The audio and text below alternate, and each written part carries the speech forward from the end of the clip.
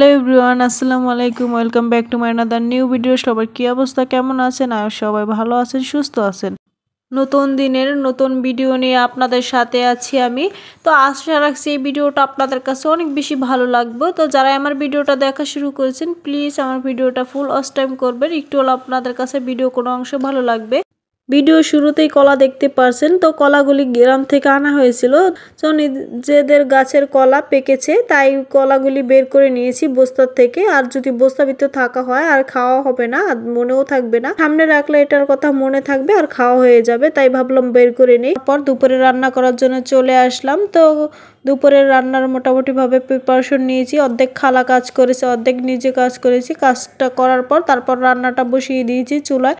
প্রথমে করলা ভাজিটা করব। করলাটা ভাজি করার জন্য পরিমাণ মতো পেঁয়াজ, কাঁচামরিচ, তেল, হলুদের গুঁড়ো, স্বাদ মতো লবণ দিয়ে এবার ভেজে নিব। তারপর করলাটা দিয়ে দিব। যারা আমার ভিডিওর সাথে আছেন কিন্তু একটা লাইক দিতে ভুলে গেছেন, প্লিজ একটা লাইক দিয়ে দিবেন। আপনাদের একটা লাইক আমাকে আরও নতুন নতুন ভিডিও বানানোর উৎসাহ জাগায়, আর আমার ভিডিওটা আপনাদের মতো অন্যদের কাছে পৌঁছে দিতে সাহায্য করে।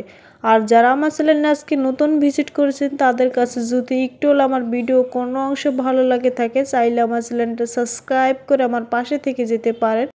তারপরে করলা ভাজিটা কিন্তু হয়ে আসছে, দেখতে পারছেন। তো আমি যেভাবে করলা ভাজিটা করেছি, এভাবে যদি করলা ভাজি করি একটু তিতা লাগে না। করলা ভাজিতে একটু পেঁয়াজের পরিমাণটা বেশি দিলে আরও বেশি ভালো হয়, তাই আমি পেঁয়াজ বেশি দিয়ে করলা ভাজিটা করে নিয়েছি।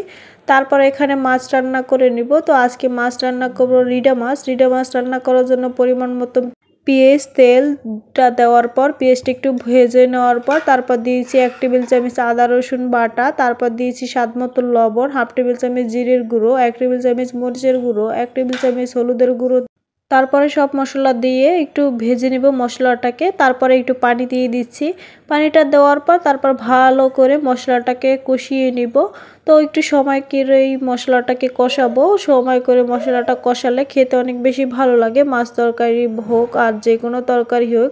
তো একটু সময় ধরে মাছ তরকারি মশলাটাকে কষিয়ে নিয়েছি। তারপরে মাছগুলি দিয়ে দিচ্ছি, এখানে রিডা মাছ। তো রিডা মাছগুলি দিয়ে দিচ্ছি। তারপরে সুন্দর করে এবার কষিয়ে নিব মশলার সাথে। আজকে রিডা মাছটা কাঁচা অবস্থায় রান্না করছি। নর্মালি আমরা সব মাছ ভেজেই রান্না করি, আর এই মাছটা কষিয়েই রান্না করি। এই মাছটা কষিয়ে রান্না করলেই খেতে ভালো লাগে। তারপরে এই যে মাছটা কষানোর নিচ্ছি ঢাকনা মুড়া দিয়ে, আর মাছটার মধ্যে কোনো পানি ব্যবহার করি নাই। মিডিয়াম আঁচে কষিয়ে নিচ্ছি। এই পর্যায়ে মাছ থেকে মোটামুটিভাবে পানি বের হয়ে যাবে, আর এটার মধ্যেই কষানো হয়ে যাবে ভালোভাবে মাছ তরকারিটা। তারপর একটু ভালো করে কষানোর পর দিয়ে দিচ্ছি পরিমাণ মতো পানি। পানিটা দেওয়ার পর সুন্দর করে লাড়া দিয়ে দিচ্ছি।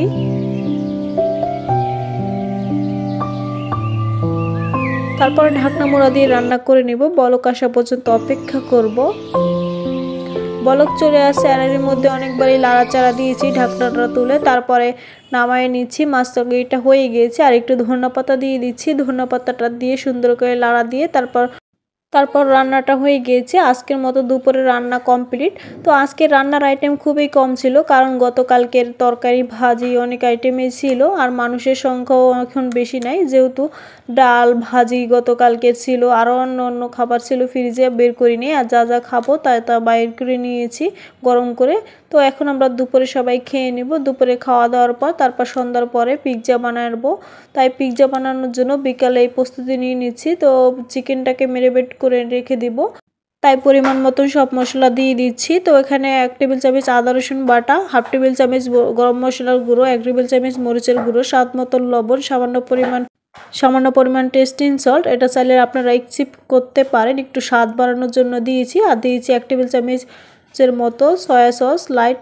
তারপরে দেওয়ার পর সব মশলা এবার সুন্দর করে হাত দিয়ে মেখে নিচ্ছি। তো হাত দিয়ে মাখার পর তারপরে এটা আমি রেখে দিয়েছি নর্মাল ফ্রিজে। তারপরে দেখতে পাচ্ছেন সন্ধ্যার পরে এখানে কমলা আর আপেল আনা হয়েছিল, আর সকালের তো কলা ছিল নিজেদের গাছের। তো এগুলি বের করে নিয়েছি। আপেল কিছুটা বের করেছি, আর কিছুটা আবার ফ্রিজে রেখে দিব। এখানে রাখলে সব হুটা হয়ে যায়, আর হুটা হলে খেতে ভালো লাগে না। তো কিছুটা বের করেছি আর কিছুটা রেখে দিয়েছি। তারপরে সন্ধ্যার পর আমাদের এলাকার মানে আমাদের দেশের বাড়ির চেয়ারম্যান আসছে ইউনিয়নের।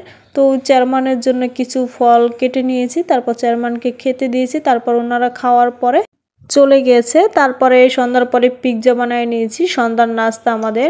তারপরে এই যে পিৎজাটা কেমন হয়েছে দেখতে পারছেন, মাশাআল্লাহ অনেক বেশি মজা হয়েছিল খেতে।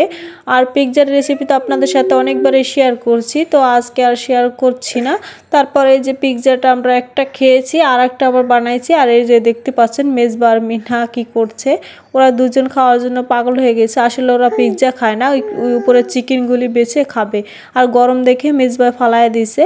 আর এদিকে দেখতে পাচ্ছেন মিনহা আর ওপাশে হচ্ছে মেজবা, তো দুজন ওরা খাচ্ছে চিকেন।